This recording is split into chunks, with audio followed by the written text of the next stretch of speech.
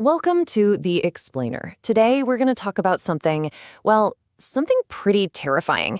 We're going to break down 3 true stories about the people who live right next door and what happens when that quiet trust we all have just completely shatters. We all kind of live our lives based on this unspoken trust, right? This trust with the people who are just a few feet away. It's fundamental to feeling safe in our own homes. But what happens when that trust isn't just broken? What if it's completely obliterated? So, in this explainer, we're going to look at 3 stories where the answer to that question was, well, it was terrifying. We're going to explore 3 totally different ways this neighborly contract, let's call it, can be broken. And trust me, each one gets more frightening than the last. We're talking a journey from quiet suspicion all the way to outright terror. All right, you ready? Let's get into it. Okay, so our first case. This is what happens when suspicion and paranoia just poison the very air around your own home. When your neighbor stops being a neighbor and starts becoming a source of this silent, creeping dread. And believe it or not, it all kicked off with this super simple, totally normal request. A guy named Tim lends his shovel to his neighbor, Charles. He has no idea, of course, that this small, neighborly act is about to drag him into a really, really unsettling mystery. But here's the thing, you've got to understand the background. There's this history of tragedy looming over everything. Charles and his wife, they're seen as these sympathetic figures in the neighborhood. Their son vanished years ago, and it completely changed them. And it's this backdrop of grief, this unsolved mystery, that makes what happens next so incredibly chilling. And this right here, this is how paranoia gets its hooks in you. It starts with the simple, kind of weird refusal to accept help, but then it escalates into this secret, middle-of-the-night digging.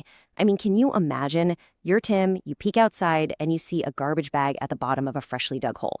Your mind just starts racing, right? What is in that bag? Is he burying evidence? Is it a body? Suddenly, every little thing Charles does seems sinister. And that final silent stare? Man, for Tim, that must have felt like a confession. So, let's be clear about what's happening here. Charles never actually threatens Tim. He doesn't get aggressive or anything after that first weird moment with the shovel. The terror here is completely psychological. It's all in Tim's head. It's about that complete breakdown of trust and the terrifying power of not knowing what's hidden right next door, just under the surface. Okay, so let's move on to case number 2. Now we're going to see how this kind of internal fear can build into something much more direct, an explicit external threat.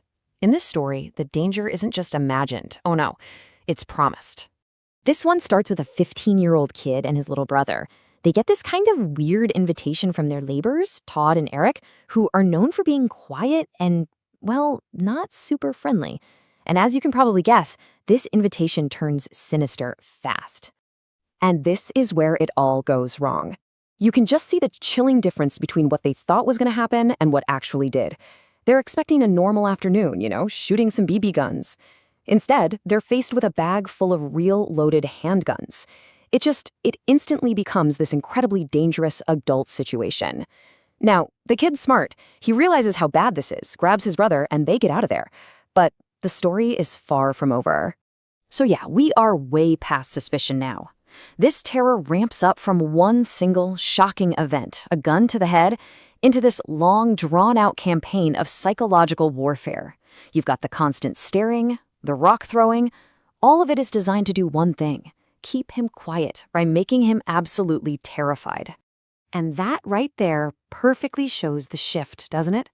We've gone from being scared of what a neighbor might have done to being scared of what they flat out told you they're going to do. The threat isn't a secret anymore. It's right there, out in the open. Okay, our final case. This is the ultimate violation. This is what happens when all that psychological dread and all those emotional threats become a terrifying physical reality, when the very walls of your house can't protect you anymore. So this story is from a guy who just graduated college, living on his own for the first time. Next door, there's an older woman and a younger woman, and, well, let's just say the situation is already pretty tense and uncomfortable from the get-go. So picture this. He's putting up with an hour of just screaming and chaos from next door. Finally, he goes over and just politely asks them to keep it down. What does he get? A hostile "how dare you" and a door slammed in his face. And then silence. An unsettling, sudden quiet. You know that feeling when it's just too quiet? So later that night, around 3 a.m., a weird little sound wakes him up. It's coming from downstairs. He kind of shakes it off, thinks it's nothing, and goes back to sleep. But then, 20 minutes later, he's awake again. And this time the sound isn't coming from downstairs. It's not coming from next door. It's coming from inside his own room, his own dark bedroom. He's fumbling around for his phone, trying to turn on the light. And when he does, it reveals the absolute unthinkable. The younger woman from next door, she's in his room, standing right at the edge of his bed, just watching him.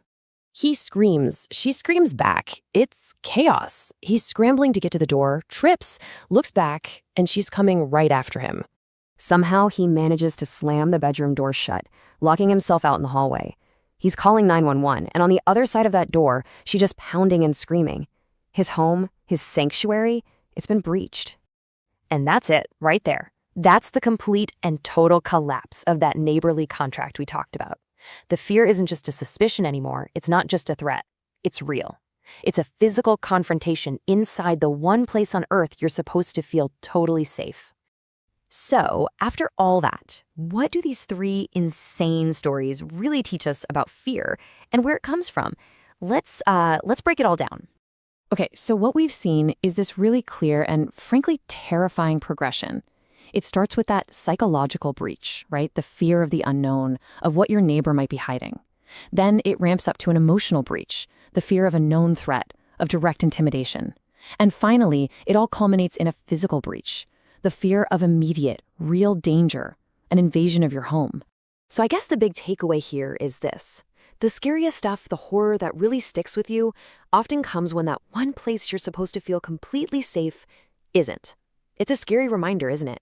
That sometimes the biggest monsters aren't hiding in some dark forest. They're living right next door.